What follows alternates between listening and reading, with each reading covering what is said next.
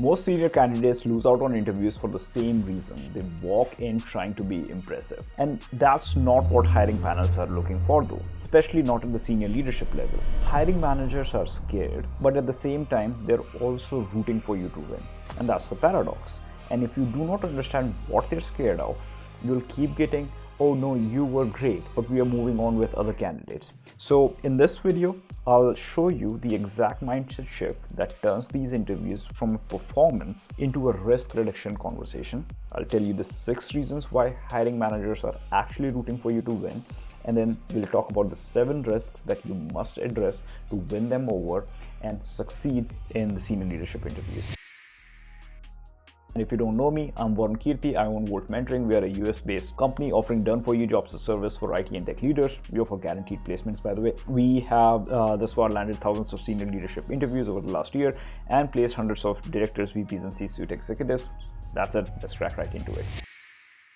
If you get nothing out of this video but one thing, understand this, that businesses hire to solve a problem. That's it. They have a real problem in their organization and then they are hiring to solve it without causing a bigger problem. That is a bad hire, because the only worse thing than having no person to do the job, having no hire, is a bad hire. And that framing matters because it changes how you show up in those interviews. So you're not a supplicant begging for approval, but you're positioning yourself as a potential solution who is only there on the interviews trying to confirm fit. And I want to drill this down very hard in your brain that they are rooting for you to win. And here are 6 big reasons why. So you stop doubting yourself and you get out of your own way and actually are able to present yourself at the level of expertise that you should be presenting yourself. So reason number 1 is they already invested a lot to get you in the room. They didn't casually click on a random profile, right? To interview you, they had to sift through a lot of noise, often hundreds to even thousands of resumes, right? They had to debate internally on who to prioritize. They had to coordinate your calendars across busy people. They had to justify the time cost of doing so. So if you are speaking to the hiring panel, you're already in the top slice and they want that bet to pay off. Number 2, hiring is also painful, slow and distracting, right?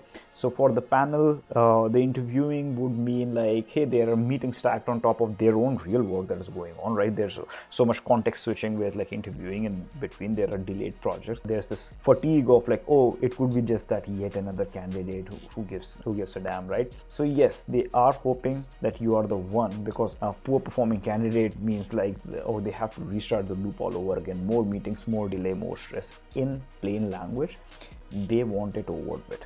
Right. Reason number 3 is the problem is already hurting their business. Roles haven't, the senior leadership roles do not open for entertainment. They're not open just to test things out. They're open because something big is broken or blocked. There's a roadmap that is not shipping. There's teams not scaling. There are reliability or security issues in their organization.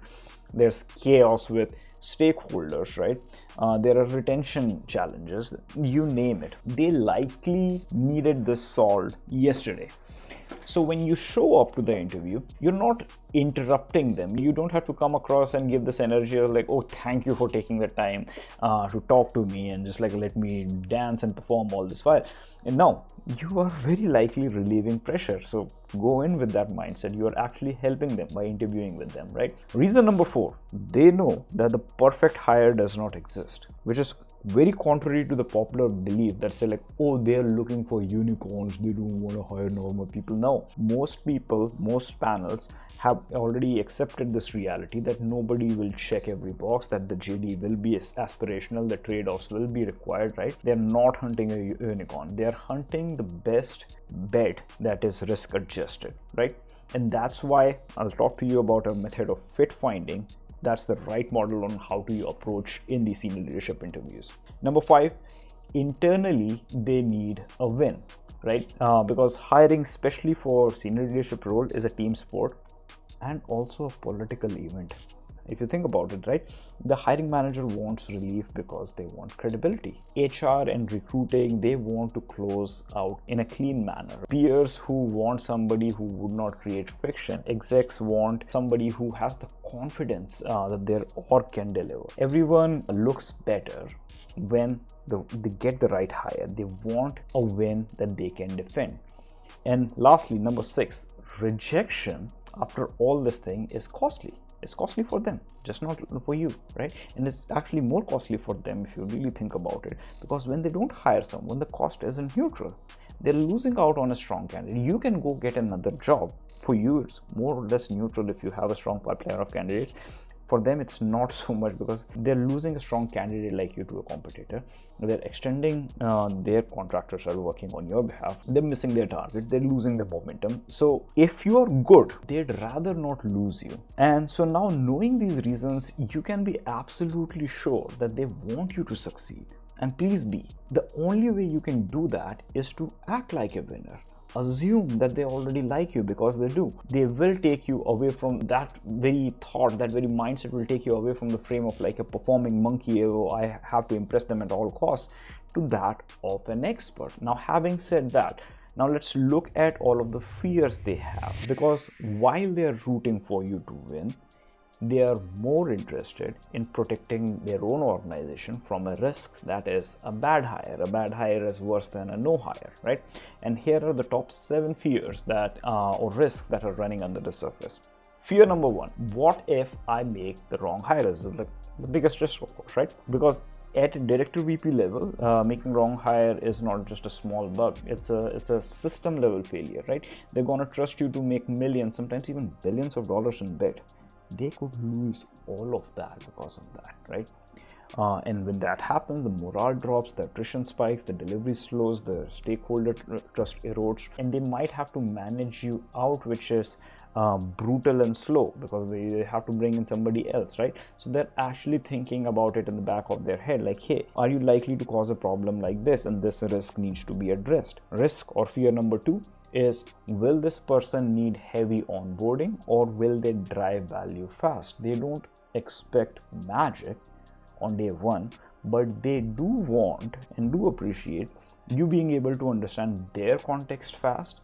You come with strong questions, you come with clear prioritization, and you can demonstrate those early wins that will build the trust, because they're scared of someone who needs months to get settled, right? And of course, how you would talk in these interviews will dictate that. Fear number 3 is, can you operate at the right altitude, right? Because for senior leadership roles, a common failure is a level mismatch. Sometimes like they are looking for somebody high level and you end up being too tactical, you're stuck in execution details, right? You end up being too vague without no strategy or mechanisms, right? Or sometimes you may not be able to translate the gap between like what the execs want in terms of these fluffy visions to like what does the reality of the team look like, right?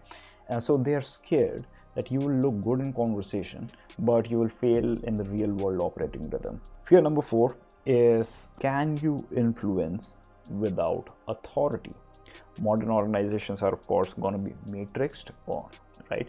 Most of the work gets done through persuasion, not power or authority. So they also have this risk, or they are also evaluating that, can you align with peers? Can you handle conflicts early on with clarity, right? Can you earn trust across product or different stakeholders like product, security, data, or platform teams? There's just so much diversity going on. And can you say no? Can you say no without creating enemies? Because they would have little utility for a brilliant leader who is abrasive. That would only be a tax on the organization, right? Fear number 5 that they have is, are you high ego and low coachability? And panel members will look for signs that whether or not you're dismissing the feedback, would you tend to blame others, will you bulldoze the decisions, do you tend to protect your image over outcomes, right? Because senior leadership level, that's lethal, right? That's one toxic leader can undo an entire org's worth of work, right? So that is also something that they have fear in the back of their head. Again, of all the fears, by the way, that I'm listing out, these are some things that you need to clarify inactively in the conversations, and I'll show you how in other videos. That said, let's go to fear number 6. Will they hire and retain strong people? So they're expecting you, like, hey, if I hire this person, can this person hire other great talent in the company as well? Especially for like senior leadership roles, director, VPs, right? They want you to be the talent magnet. They want good talent to come in to your org, to your teams, because of who you are, right? So they would scan for like weak hiring judgments. They would scan for your inability to set standards. And when you talk about your initiatives in retrospect, right, they would look for signs for churn and team decay. And this is also the reason why, like, in many interviews, like reportees will often be in one of the loops. Like, the general overall feeling is like, can I follow this person, when your reportees are going to be sitting in an interview with you, right? And lastly, fear number 7 that the hiring panel would have is like, do you have real judgment under pressure? So they will scan for decision quality. Do you make trade-offs clearly? Are you aware of those trade-offs in retrospect as well as in prospect? Can you handle ambiguity? How have you handled ambiguity? Can you manage incidents calmly? Can you communicate crisply when the stakes are high, right? Because that is gonna be your job when things are going sideways. That's, like, in summary, all I want to say is, like, they are not looking for reasons to reject you. They are looking for reasons to feel safe in choosing you. So your job in these interviews isn't to perform. Your job is to give them just that, the reasons. And you do this by, 1, truly getting to understand their needs and risks, and 2, prove through relevant stories that you can aim those responsibilities at those levels and the scale of initiatives that they are wanting to lead. You have done those, right? And you reduce those risks actively as you speak with them. In some of my other videos, I'll talk about how exactly to do that, the tactical, but I hope this explains to you at a high level. That said, all the best.